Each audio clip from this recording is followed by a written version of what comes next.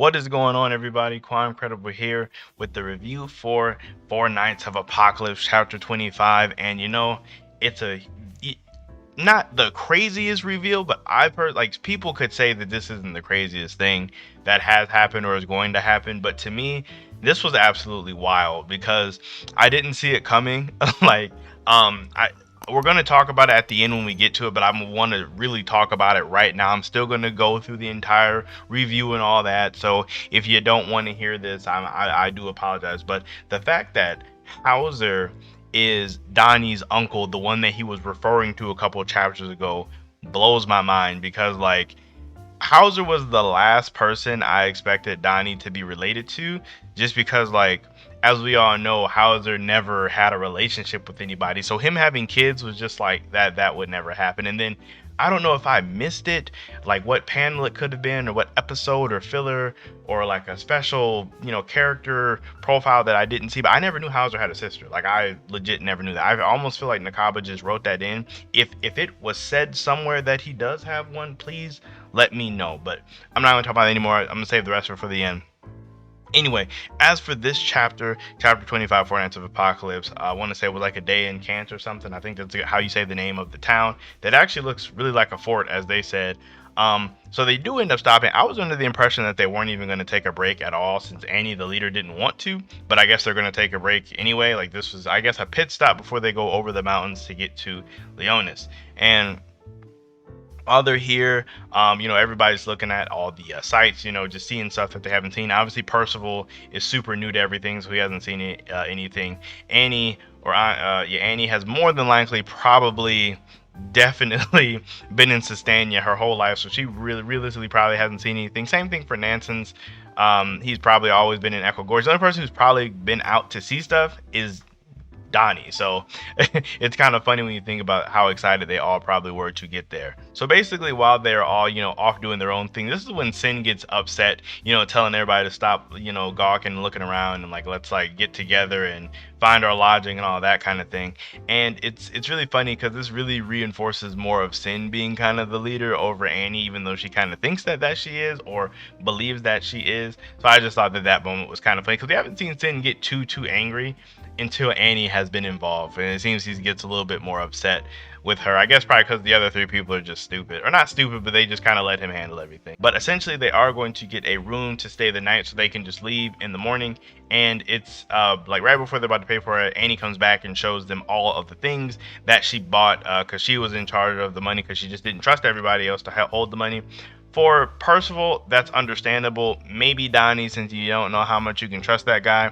But Nanson's and Sin are probably really reliable with it. I'm not for sure exactly where Sin is holding this money, but whatever. But she does buy a bunch of crap, blankets, tools, lanterns, canteens, all that kind of stuff. And she did buy new clothes. I can already tell just by how many new outfits we've gotten so far for Percival that this is definitely going to be one of those things where the main characters are probably going to shift clothes pretty often. I did notice that in the original Seven Deadly Sins, outside of Meliodas, I mean, he did change outfits a couple times, but a lot of the characters' outfits really never stayed the same for too long, which is one thing that I do kind of like about the series when the designs are, they're kind of kept fresh for the most part, where you get to see a lot of different stuff. Now, unfortunately, for Percival's case, his outfit looks ugly. Honestly, most of Percival's outfits look really ugly. The only one that I've liked so far has been his first one. The second one, the little romper, wasn't a fan. And then whatever this is, no. Just no. But Donnie's cool. Nanson's alright. Them socks gotta go. I'm not the fashion police, but I'm just saying that them socks are horrible. She did him dead wrong for those. Annie did Nanson's dead wrong with those socks. But anyway, we do find out that Annie did in fact spend basically all their money. Sin stresses that he gave her 10 gold coins and she only comes back with 3 silver pieces. For perspective, as he said, the gold coins was enough to buy a furnished house, and she spent all that on just crap. So apparently there are relics from Danafor, which is a nice little tidbit. I'm not for sure if Danafor is back, because if you remember, it was destroyed, but they might be ancient or old, which might be why they're a little bit more valuable. That's really besides the point. But anyway, she takes Percival and they're gonna go make the money back, while Donnie and Anson go off on their own. But they go off to the bar that Hauser was at, and it's funny because in the beginning of the chapter, Hauser sees their group walking towards the fort or the town, and he said, why is he here? And now, when I first read the chapter, I thought that he was referring to Percival. Not that he knows Percival, but the fact that Percival kind of looks like Meliodas, at least to me. Like Nakaba's art style, with how his art style is, Percival and Meliodas do just innately look similar. Granted, the hair color is different. Like, just let me be on that one if that sounds stupid. In my mind, I thought he was talking about Percival, but apparently he was talking about Donnie because he walks up to him and he's talking about how some kids drinking ale in the afternoon and how they're so fancy and all of that, and it's like a reoccurring thing that I think is going to be that Donnie's going to keep trying to drink some alcohol despite being really underage. Because you remember he's only 16. They're like him and Percival are the exact same age.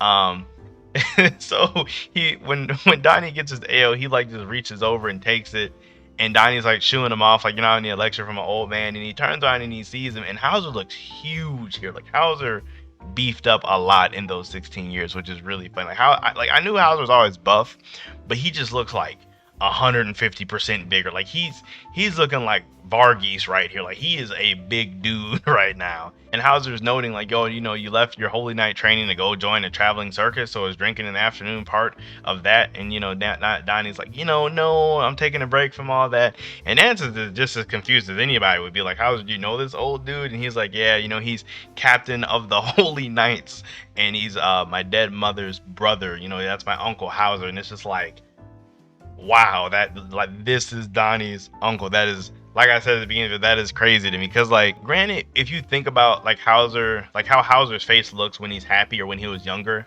and how Hauser's hair kind of is, him and Donnie do share some similar features. But at the same time, Donnie's hair has that, like, if you actually look at like right here what Donnie's hair color actually is, it's that reddish color. So like, hair color in anime sometimes, or in anime manga, is sometimes important, sometimes not. I feel like more than often hair is important, so I didn't even associate with him and Hauser at all, just based off of his hair color. I'm like, okay, this dude has to be someone completely different, because there's not a lot of like reddish haired colors in the Seven Deadly Sins verse, at least not a lot that I can think of in comparison to the other colors. But getting a little off topic here, but anyway, it's just the fact that like I was saying, Hauser seemed the least likely to have another line in him or another like next generation type thing for him. So the fact that this is Hauser's sister's kid is just kind of weird, or not weird, but it's just crazy. So this also opens the door for lots of speculation on what Donnie's abilities might actually be. As we've seen, he can lift people up. I know myself, I thought it was gravity based. I know other people probably did too, but it can in fact be wind based. But this is speculating on Donnie's abilities could be an entirely separate video on its own. So I'm not going to go too deep into that right here. It does flash back over to Annie and Percival. Annie is using her ability to see people's true intentions to make money by betting on, basically fight club fights. And which is really funny because I never really thought of that ability being used in that kind of way. The fact that she can see people's true intentions, she can see, oh, I'm going to act like I'm going to lose and then win in the end. So basically, in this kind of setting, Annie's going to make all her money back. She's not going to have any problems at all.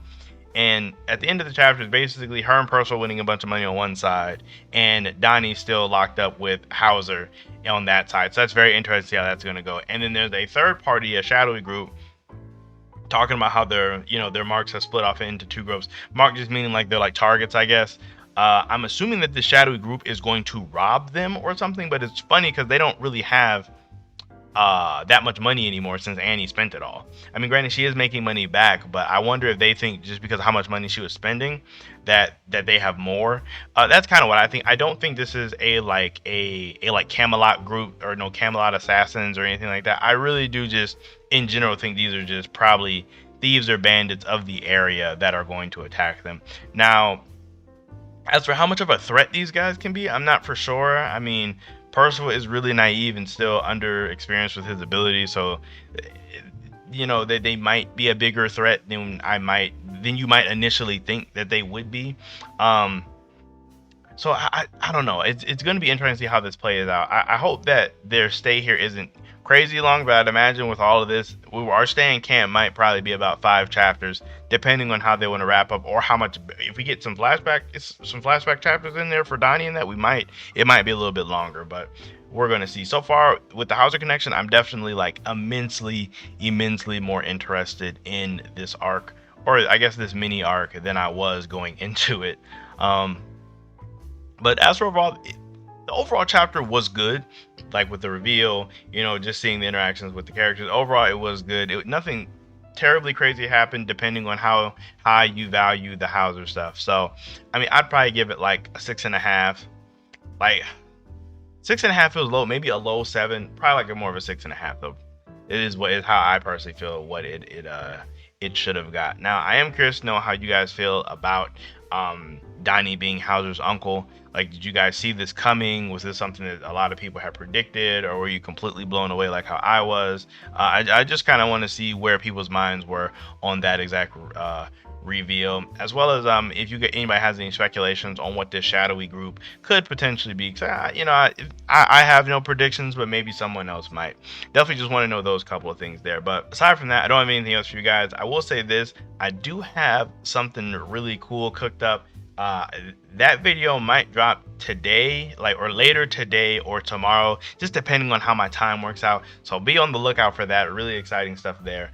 Other than that, make sure you guys like the video, so subscribe to the channel to see more stuff of what I'm going to be up to in the very near future. I'm excited. I don't want to say anything because I'm bad with secrets, so I'm gonna just stop talking. Like the video, subscribe to the channel. I will see you all later.